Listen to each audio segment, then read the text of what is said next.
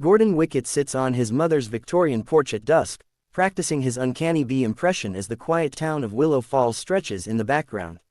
You'd never expect intrigue or unusual stories from Willow Falls, Illinois. It sits far from any city that's made a map or a memory, squashed between soybean fields and the slow, brown slip of the Wabash River.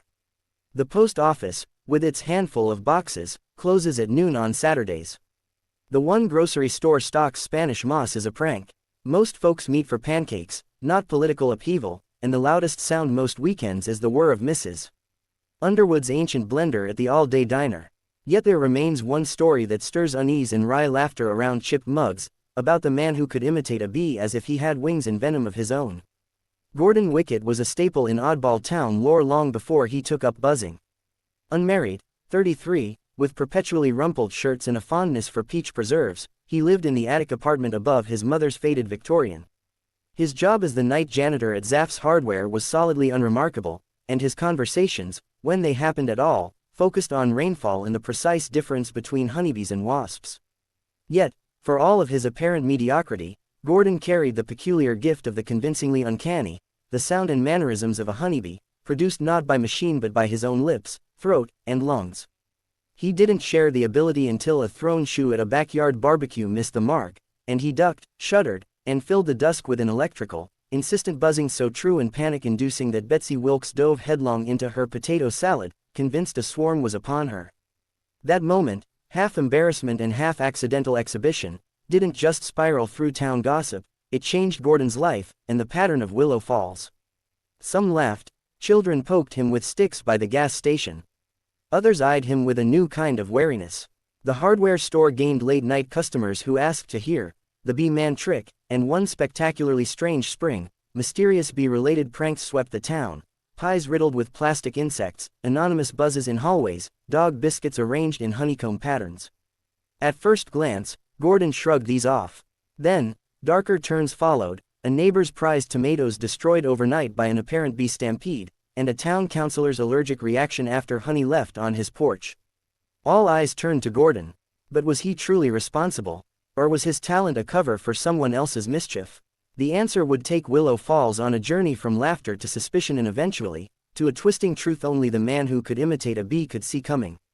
The buzz heard round Willow Falls. When Gordon first let slip his bee impression at Trudy Cannon's barbecue, he expected only embarrassment. But in a town where even mild weather is headline news, novelty has gravitational force. News of his talent traveled fast, from Harley, who runs the bait shop, to Mrs. Underwood, who dubbed him our very own hive. The following Monday at Zaff's Hardware, Gordon found a beehive-shaped lump of honeycomb candy at his mop station.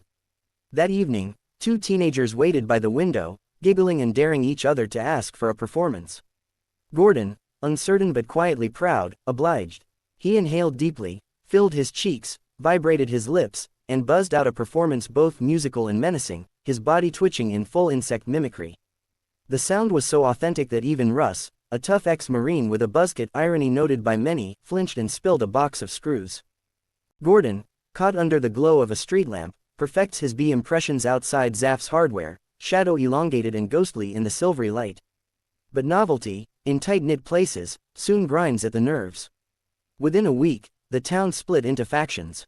Some adored Gordon's trick, others muttered about unsettlement and unmanly peculiarities. A gang of children followed him on his evening walks, chanting, "Bee man! Bee man, show us your stinger." Gordon began cowering from attention, his buzz reserved only for private moments. Yet, the trick became more than party fodder. Miss Elsie Talbot started mailing him clippings about the decline of honeybee populations, and someone anonymously left a set of beekeeper gloves at his door. As spring melted into a heavy, pollen-laden summer, Willow Falls changed. Those bee-related pranks started small, a pie on the mayor's porch dotted with plastic stingers, but they escalated. The library's reading hour was interrupted by drone recordings piping in mysterious bee noises. Principal Vickers discovered a sticky yellow puddle poured down his car's AC vent. Rumors spread. Was Gordon staging a campaign of buzzing mischief for revenge, or was some copycat using his newfound reputation as camouflage? One night, as Gordon locked up after waxing the aisles, he noticed a hum behind the store. Yellow and black stripes flashed under the sodium street lamp. He crept closer, heart pounding, convinced a real swarm threatened his ankle socks, only to discover Vivian Pike, the old undertaker's daughter, spray painting a caricature of a giant bee with a mop for a stinger on the brick wall. She grinned at Gordon with madcap fervor and marzipan-scented breath. Saw it in a dream, she winked, "You're more famous than you think, Bee King."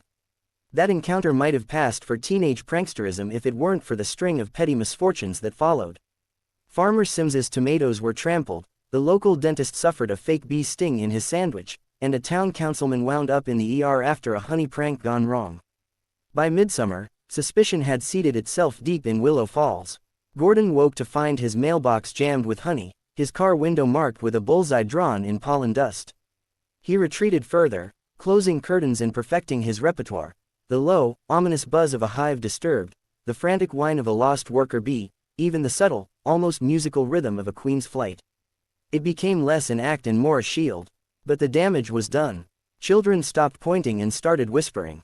Friends became wary. Betsy Wilkes, ever the ringleader, led a delegation to request Gordon stop his buzzing entirely. The grocery cashier, a stern-faced woman who once admired his knowledge of wildflowers, began to toss his change on the counter instead of placing it in his hand. Gordon's mother could only shrug. People fuss, they forget. You do what you love, son. Even if it means buzzing at the world. Just be kind with your stinger. Night in Willow Falls began to pulse with a different energy. Some claimed to hear buzzing from attic windows, to see Gordon's shadow flit across moonlit lawns. Others swore they glimpsed Vivian Pike sneaking into the cemetery with a box of sugar cubes and a paintbrush. Yet, through it all, no evidence could be pinned on Gordon, and his odd talent remained, both burden and balm, as the townsfolk's suspicion edged into obsession. Stings and unsolved mysteries. The summer wore on, and paranoia replaced novelty. Every new prank, plastic bees in soup, honey slathered on doorknobs, the library plastered with hexagonal yellow post-its, stirred a hunger for answers. Gordon, meanwhile, drifted in and out of his routines. His attic filled with stacks of entomology books, jars of wildflowers, and gadgets of his own invention, a tiny, homemade microphone to amplify and record his buzzing for posterity. No one, not even Gordon, knew why he clung to the skill long. Vivian and Gordon catch Betsy Wilkes red-handed in the moonlit alley behind the town hall, her honey-based prank supplies scattered across the ground. Vivian, ever more omnipresent, became Gordon's unlikely confidant. She popped up at Zaff's, sketchbook in hand, scribbling cartoon bees in the margins of receipts. Over midnights spent behind the town's crumbling rec center, she confessed her own oddities, a passion for frogs, a longing for applause. Maybe we're the same species, she joked. They built a rapport buzzing Morse code through the heating vents, their coded messages an underground resistance against suspicion and loneliness. One August afternoon, an old friend of Gordon's mother, Deputy Clyde Harker, came knocking. Harker's mustache bristled with authority and uneasiness. Reports have come in. Tomatoes, allergic reactions, the works. Folks say they're scared. They say the bee-man's crossed a line. Gordon flushed, defended his innocence, but Harker only shrugged. I know you, son. But the town wants answers. Best keep your wings tucked in. The turning point came during the Willow Falls Summer Jamboree, a fair filled with blue ribbon pies, children's games, and, for the first time, a bee costume contest.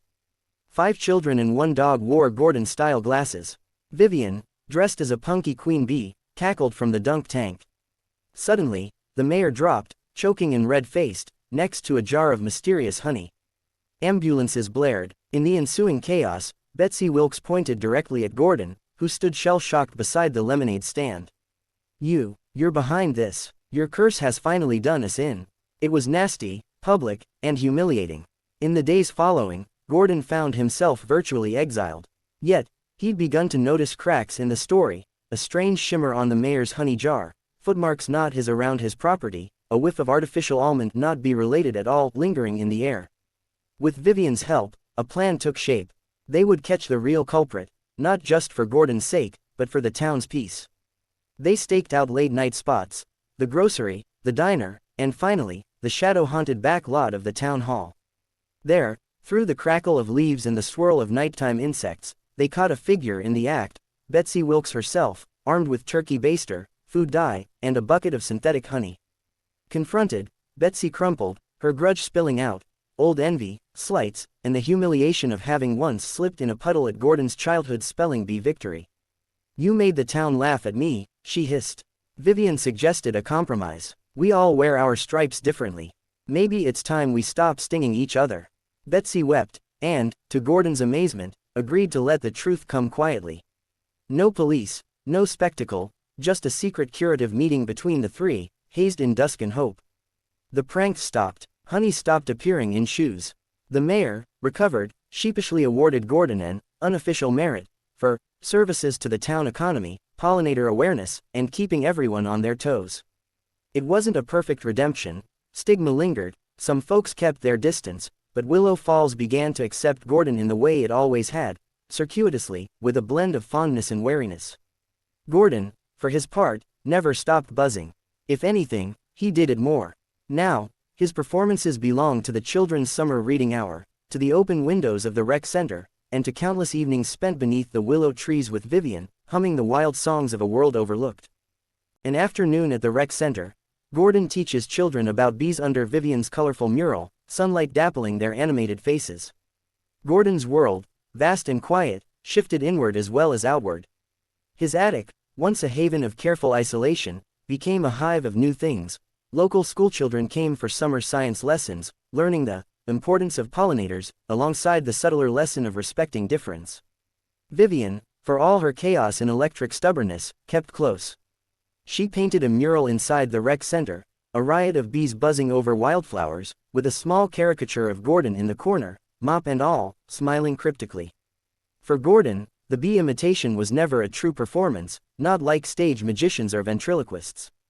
It carried weight, a history of loneliness that had long merged with resilience. Some afternoons brought setbacks, an old bully resurfacing at the diner, a supermarket checkout line gone silent. Gordon sometimes wondered if the isolation would ever lift entirely. But then, there were moments, a gleeful chorus of kids, a stranger's warmth, Vivian's laughter echoing over the Wabash, when oddness felt less like a burden, and more like a badge.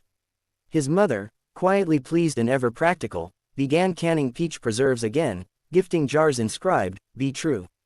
Occasionally, the mysteries of Willow Falls rippled anew, a flock of sheep found covered in yellow sheep-safe powder, a garden shaped like a honeycomb, a series of cryptic prank letters signed, "The Drone Brigade." Gordon smiled knowingly, suspecting but never accusing. In embracing the role of bee man, he found he could carry both suspicion and acceptance inside him, humming together.